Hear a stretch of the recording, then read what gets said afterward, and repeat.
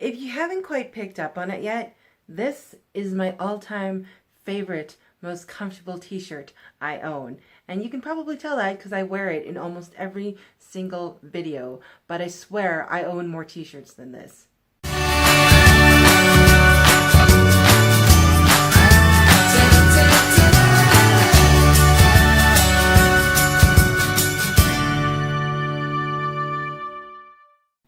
Welcome back, and welcome back to another Monthly Recommendations.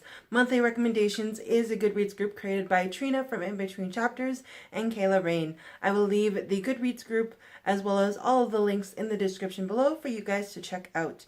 The group Monthly Recommendations does a recommendation for each month based on a genre or theme that is posted in the Monthly Recommendations group. For the month of September, this month is science fiction.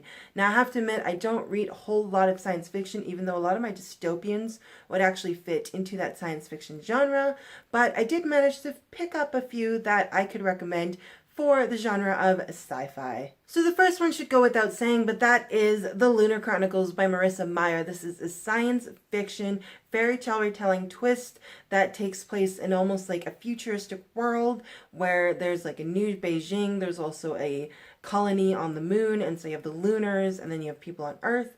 The main character is a cyborg. You have genetically altered people and people with different abilities because of being lunars and whatnot. So you have a space captain, you have a spaceship, so it's definitely got all these great sci-fi elements to it, but it also has really good fairy tale retelling elements to it.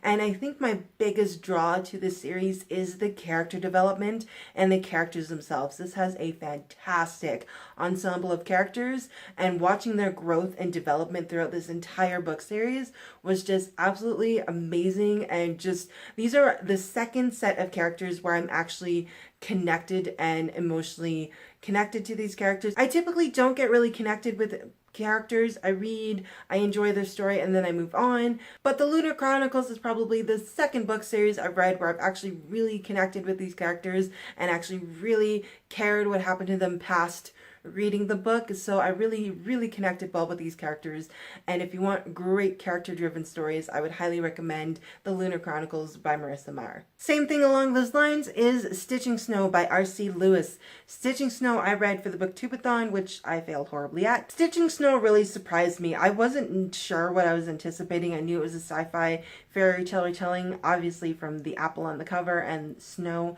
So it was a Snow White retelling, but I had just finished the Lunar Chronicles, so I wasn't too sure if it was going to be very similar or if it was going to carry its own and be original, and it definitely did. It had its originality. I was almost astounded of how well the fairy tale elements of Snow White was implemented into the science fiction world.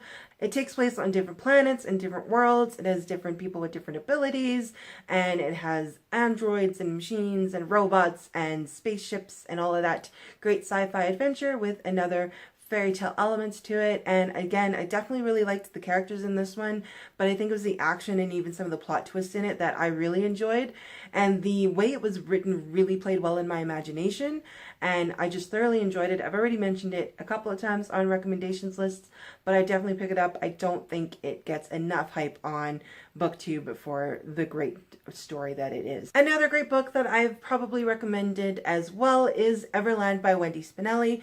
This is a Peter Pan retelling. Again, a lot of retellings, but this is kind of a steampunk alternate world, alternate history. So it takes place in our world, but it has a different world history to it, and it has a lot of those steampunk elements.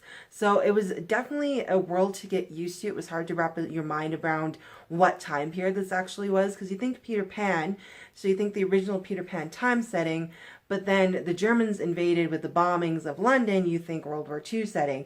So it was hard to wrap your mind around that world. So it definitely had that alternate history that was different from our own, but set in our world. And again, a lot of the steampunk elements came into play, and it was really well written. And again, another really great plot-driven story.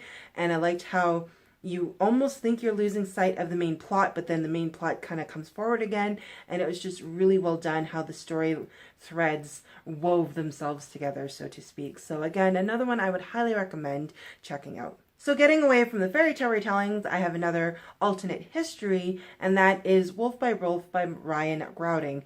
And this is an alternate World War II history. So this is if the Nazis would have won World War II. Now, it's not 100% science fiction, but it's got that alternate history feel to it. And as well, our main character is actually a shapeshifter. So there's different technologies that came into play into the story. So it was really fascinating to see how that was played out. And it kind of had a different science fiction feel to it because it was a whole different world and history to it. So I still would kind of include this into a science fiction alternate history. And it was a really well written story. It's got a really, really good concept. And I'm interested to see where this story continues. There was several plot holes that really irritated me, like just one slip in the main character's story and everything would have fallen to pieces. So there was a couple plot holes that I did find annoying, but it was still a really well written book and a really excellent concept. So I do highly recommend this one as well. Then, of course, we have another dystopian, and that would be the Anomaly trilogy by Krista McGee. Again, I recommend this one quite a bit, but I just haven't read a lot new science fiction yet.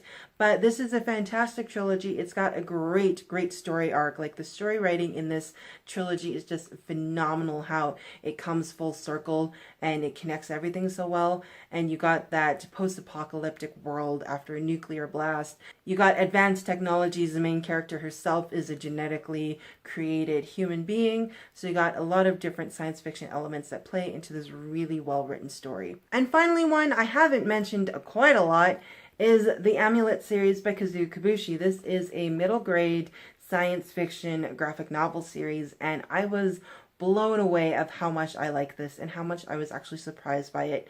Now, with graphic novels, I'm pretty good at predicting because it's very visual. I can kind of predict at what's going to happen, and especially with middle grade books or graphic novels, they're really easy to predict in some cases, but Amulet is actually not easy to predict, and I was really pleased with that.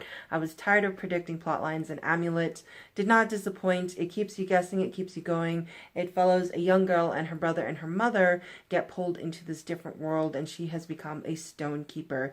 There is people being turned into animals. There is this alien race or this creature race that is kind of taking over this world. You got an evil elf race, you got robots and ships and fighter pilots and stuff. So it's got a lot of awesome science fiction elements, but it also kind of looks like that old world medieval feel to it at the same time. So you got almost a medieval old world feel to it with a science fiction feel to it. So great artistry in here and also fantastic storytelling. So I know a lot of these aren't anything new to you guys. These are just a lot of the science fictions I've read lately.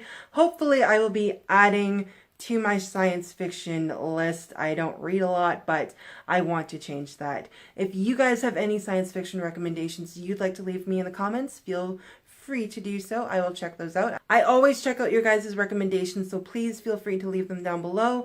As always, guys, thank you so much for watching. I'll see you next time. Bye!